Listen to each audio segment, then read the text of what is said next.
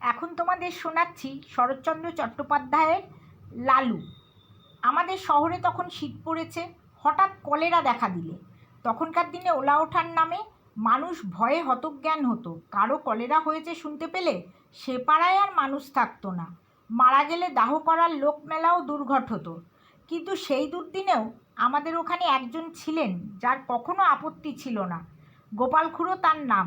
জীবনের ব্রত ছিল মরা পোড়ানো। কারো অসুখ শক্ত হয়ে উঠলে তিনি ডাক্তারের কাছে প্রত্যহ সংবাদ নিতেন। আশা নেই শুনলে খালি পায়ে গামছা কাঁধে তিনি ঘণ্টা দুই পূর্বেই সেখানে গিয়ে উপস্থিত হতেন। আমরা জন কয়েক ছিলাম তার চেলা। মুখ ভার করে বলে যেতেন, ওরে আজ রাত্রিটা একটু সতর্ক থাকিস, ডাকলে যেন সাড়া পাই। আজ্ঞে, আপনি ডাক দিলেই গামছা সমেত বেরিয়ে পড়ব। বেশ বেশ, এই তো চাই, এর চেয়ে পুণ্যকর্ম সংসারে নেই। আমাদের দলের মধ্যে ছিল লালুও একজন। ঠিকাদারির কাজে বাইরে না গেলে সে কখনো না বলতো না। সেদিন সন্ধ্যাবেলা বিষণ্ণ মুখে খুড়ো এসে বললেন, বিষ্টু পণ্ডিতের পরিবারটা বুঝি রক্ষে পেলে না। সবাই চমকে উঠলাম।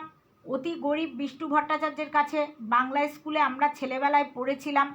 নিজে সে চিররুগ্ন, চিরদিন স্ত্রীর প্রতি একান্ত নির্ভরশীল। জগতে আপনার বলতে কেউ নেই। তার মতো নিরীহ অসহায় মানুষ সংসারে আমি দেখিনি। রাত্রি আন্দাজ 8টা। দড়ির খাটে বিছানা সমেত পণ্ডিত গৃহিণীকে আমরা ঘর থেকে উঠোনে নামালাম। পণ্ডিত মশাই ফ্যাল ফ্যাল করে চেয়ে রইলেন। সংসারে কোনো কিছুর সঙ্গে সে চাহনির তুলনা হয় না, এবং সে একবার দেখলে সারা জীবনে ভোলা যায় না। মৃতদেহ তোলার সময় পণ্ডিত মশাই আস্তে আস্তে বললেন, আমি সঙ্গে না গেলে মুখাগ্নির কি হবে? কেউ কিছু বলবার আগেই লালু বলে উঠল, ও কাজটা আমি করব পণ্ডিত মশাই, আপনি আমাদের গুরু, সেই সম্পর্কে উনি আমাদের মা। আমরা সবাই জানতাম শ্মশানে হেঁটে যাওয়া তার পক্ষে অসম্ভব। বাংলা স্কুল মিনিট পাঁচেকের পথ, হাঁপাতে হাঁপাতে সেটুকু আসতেও তার আধ ঘন্টার বেশি সময় লাগত। পণ্ডিত মশাই একটু চুপ করে থেকে বললেন, নিয়ে যাবার সময় ওর মাথায় একটু সিঁদুর পরিয়ে দিবি নে লালু? নিশ্চয়ই দেব পণ্ডিত মশাই, নিশ্চয়ই দেব। এক লাফে সে ঘরে ঢুকে কৌটো বার করে আনলে এবং যত সিঁদুর ছিল সমস্তটা মাথায় ঢেলে দিলে। হরি বল, হরি বল, হরি বল, হরি বল। আমরা গৃহ থেকে গৃহিণীর মৃতদেহ চিরদিনের মতো বার করে নিয়ে এলাম। পণ্ডিত মশাই খোলা দোরের চৌকাঠে হাত দিয়ে তেমনি চুপ করে দাঁড়িয়ে রইলেন। গঙ্গার তীরে শ্মশান অনেক দূর, প্রায় ক্রোশ 3। সেখানে পৌঁছে যখন আমরা সব নামালাম তখন রাত 2টো। লালু খাট ছুঁয়ে মাটিতে পা ছড়িয়ে বসলো। কেউ কেউ যেখানে সেখানে শ্রান্তিতে চিত হয়ে শুয়ে পড়ল। শুক্লা দ্বাদশীর পরিস্ফুট জ্যোৎস্নায় বালুময় বহুদূর বিস্তৃত শ্মশান অত্যন্ত জনহীন। গঙ্গার ওপার থেকে কনকনে উত্তরে হাওয়ায় জলে ঢেউ উঠেছে। তার কোনো কোনোটা লালুর পায়ের নিচে পর্যন্ত আছাড় খেয়ে খেয়ে পড়ছে। শহর থেকে গরুর গাড়িতে পোড়াবার কাঠ আসে, কি জানি সে কতক্ষণে পৌঁছবে। 8 ক্রোশ দূরে পথের ধারে ডোমেদের বাড়ি। আসার সময় আমরা তাদের হাঁক দিয়ে এসেছি, তাদের আসতেই না জানি কত দেরি। সহসা গঙ্গার ওপারের দিগন্তে একটা গাঢ় কালো মেঘ উঠে প্রবল উত্তরে হাওয়ায় হু হু করে সেটা এপারে ছুটে আসতে লাগলো। গোপাল খুড়ো সভয়ে বললেন, লক্ষণ ভালো ঠেকছে না রে, বৃষ্টি হতে পারে। এই শীতে জলে ভিজলে আর রক্ষে থাকবে না। কাছে আশ্রয় কোথাও নেই, একটা বড় গাছ পর্যন্ত না। কতকটা দূরে ঠাকুরবাড়ির আমবাগানের মালিদের ঘর আছে বটে, কিন্তু অতখানি ছোটা তো সহজ নয়। দেখতে দেখতে আকাশ গেল ছেয়ে, চাঁদের আলো ডুবলো অন্ধকারে। ওপার থেকে বৃষ্টিধারার শোঁ শোঁ শব্দ এলো কানে। ক্রমশ সেটা নিকটতর হয়ে উঠল। আগাম 2-10 ফোঁটা সকলেরই গায়ে এসে পড়ল তীরের মতো।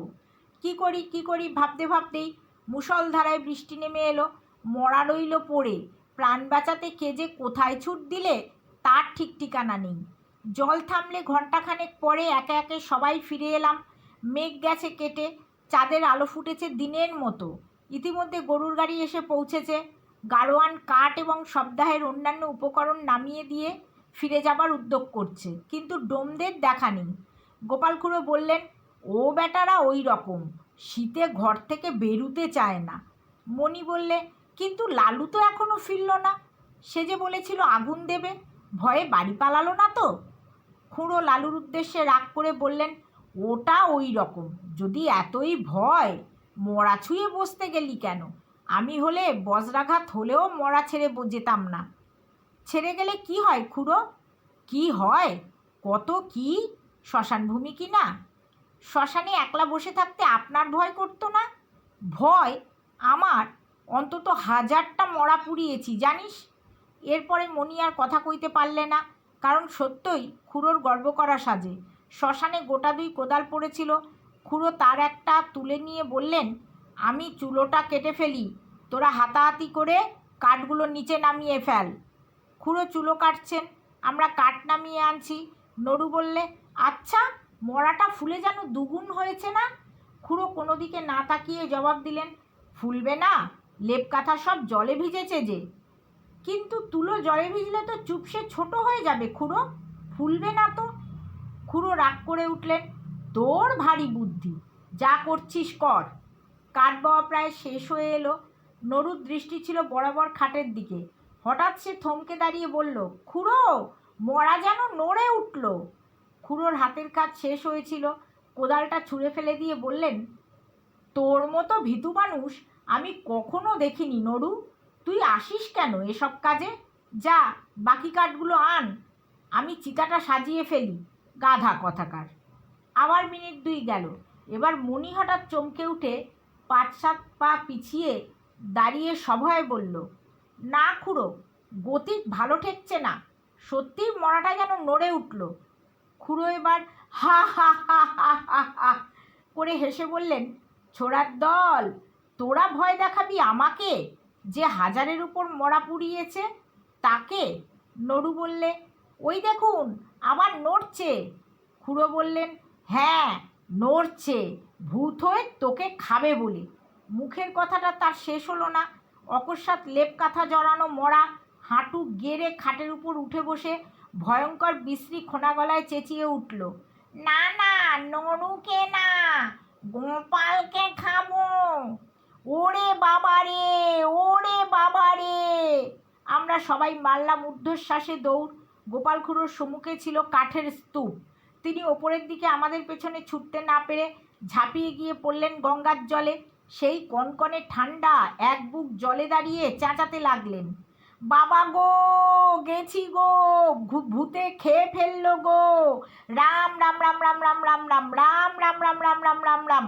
এদিকে সেই ভূতও তখন মুখের ঢাকা ফেলে দিয়ে চেঁচাতে লাগলো, ওরে নির্মল, ওরে মণি, ওরে নরু, পালাস নে রে, আমি লালু, ফিরে আয়, ফিরে আয়। লালুর কণ্ঠস্বর আমাদের কানে পৌঁছলো। নিজেদের নির্বুদ্ধিতায় অত্যন্ত লজ্জা পেয়ে সবাই ফিরে এলাম। গোপাল খুড়ো শীতে কাঁপতে কাঁপতে ডাঙায় উঠলেন। লালু তার পায়ের ধুলো নিয়ে সলজ্জে বললে, সবাই জলের ভয়ে পালালো, কিন্তু আমি মরা ছেড়ে যেতে পারলাম না, তাই লেপের মধ্যে গিয়ে ঢুকে পড়েছিলাম। খুড়ো বললেন, বেশ করেছিলে বাবা, খাসা বুদ্ধি করেছিলে। এখন যাও, ভালো করে গঙ্গা মাটি মেখে চান করো গে। এমন শয়তান ছেলে আমার জন্মে দেখিনি। তিনি কিন্তু মনে মনে তাকে ক্ষমা করলেন। বুঝলেন, এত বড় ভয়শূন্যতা তার পক্ষেও অসম্ভব।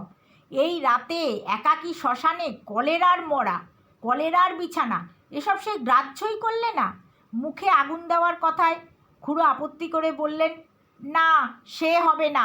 ওর মা শুনতে পেলে আর আমার মুখ দেখবেন না। সবদাহ সমাধা হলো। আমরা গঙ্গায় স্নান সেরে যখন বাড়ি ফিরলাম, তখন সেই মাত্র সূর্যোদয় হয়েছে।